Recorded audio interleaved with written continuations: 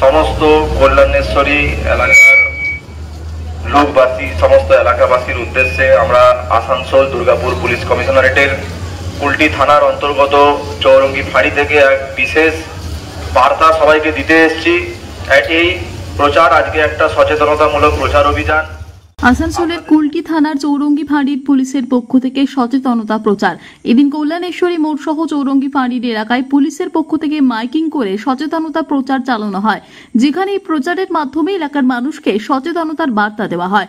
মূলত ছেলে ধরা বলে বা চোর সন্দেহে কাউকে মারধর করবেন না, আইন নিজের হাতে তুলে নেবেন না, চোর সন্দেহ মনে হলে পুলিশকে খবর দেবেন, পুলিশ সর্বদা পাশে রয়েছে। আপনাদের সবাইকে কয়েকটা বিষয় আমরা বলতে চাইছি।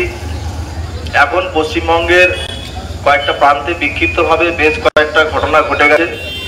এলাকায় কোনো পাগল বা কোনো ভিখারি, কোনো অচেনা ব্যক্তিকে লোক দেখলেই সে হতে পারে ছেলে ধরা, বা তাকে কিডনি চোর, বা সে হতে পারে কোনো চুরি করতে এসেছে। এই সমস্ত মতলব ফেমানহানি পর্যন্ত হচ্ছে এবং এই ব্যাপার নিয়ে বিভিন্ন জায়গায় প্রচুর কেস, প্রচুর এফআইআর হয়েছে।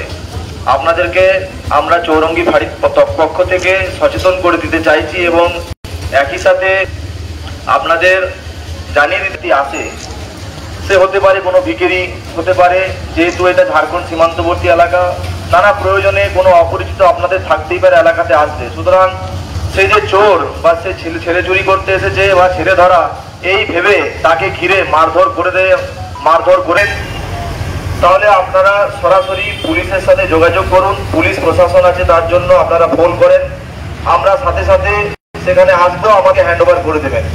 কখনোই আইন নিজের হাতে তুলে দেবেন না। আসানসোল থেকে সৌম্য গাঙ্গুলির রিপোর্ট, টিভি নিউজ 10।